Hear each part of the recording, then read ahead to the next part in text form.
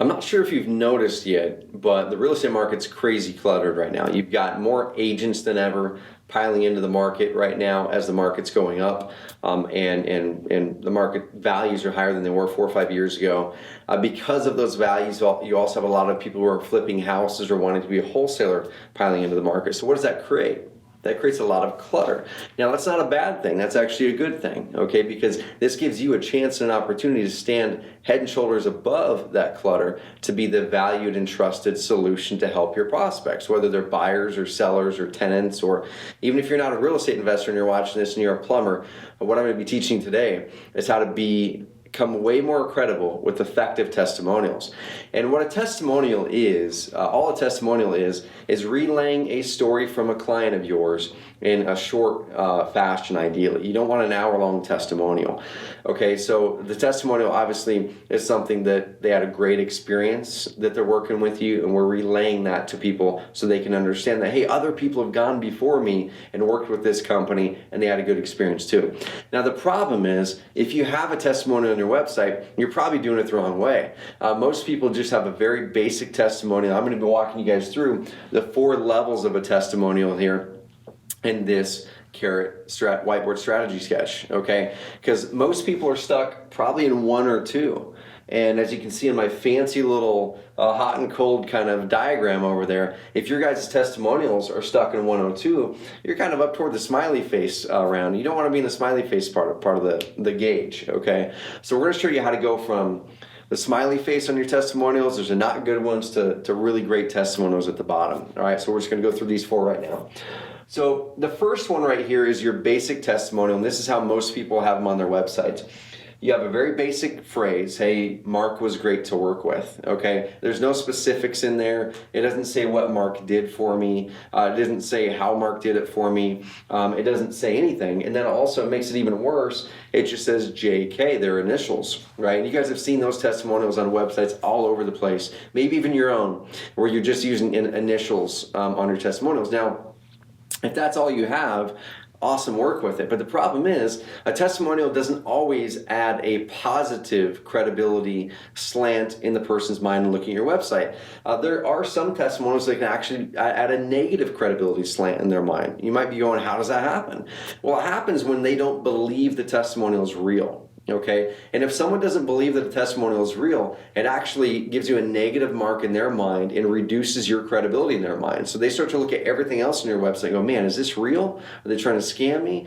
And you don't want to be that kind of website, right? So using just initials does that, because people go, well, shoot, JK could be anyone. This person could have made it up. I don't know, right? So you don't want to do that. So number 2, we're getting a little bit more specific, so this is a little bit better.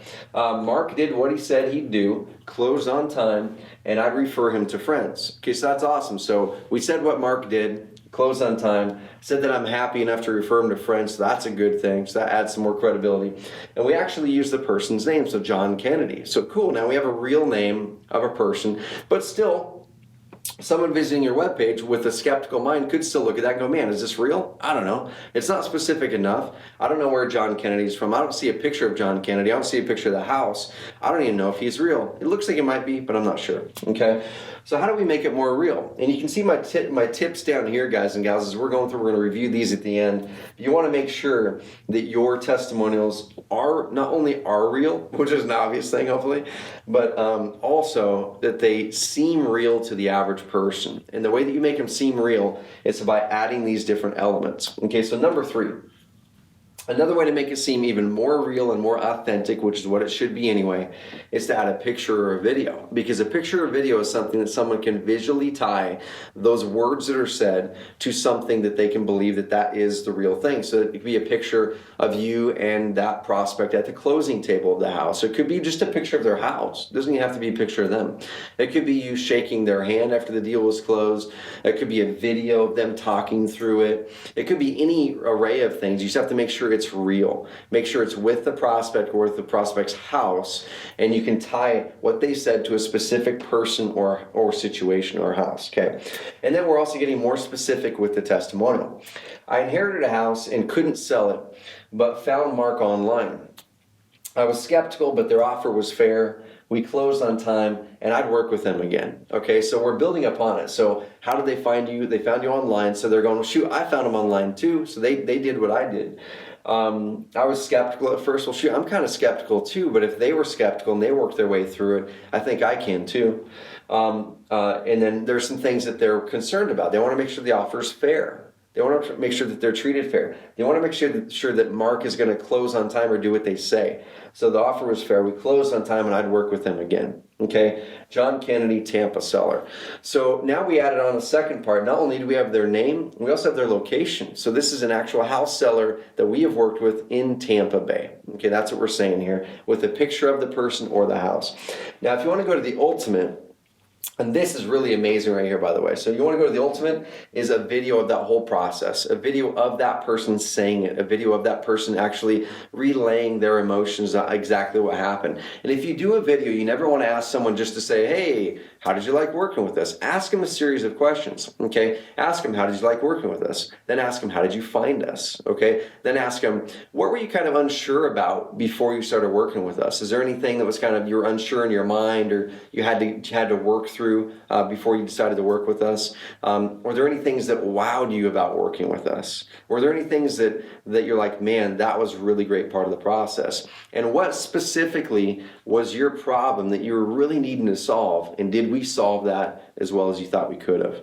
Ask those questions, and they're going to tell you even more amazing things that you could ever get just by asking, hey, how was it to work with us? Okay? And once again, be specific in your testimonials. Have them add numbers. What was it that they liked about working with you? Not just you were great to work with. Address the benefit of working with you. Offer was fair. We closed on time. They're reliable. Okay, grab the most compelling part of that testimonial, make it bold, and make that your headline. Okay, so if you're doing this and putting this on your website, don't only put your picture or video there in the testimonial, bold some words in that testimonial that are the most compelling part, because as people scroll through a web page or scroll through a direct mail piece or whatever it is, their eyes are going to get drawn to the parts that are bold, that jump out to them.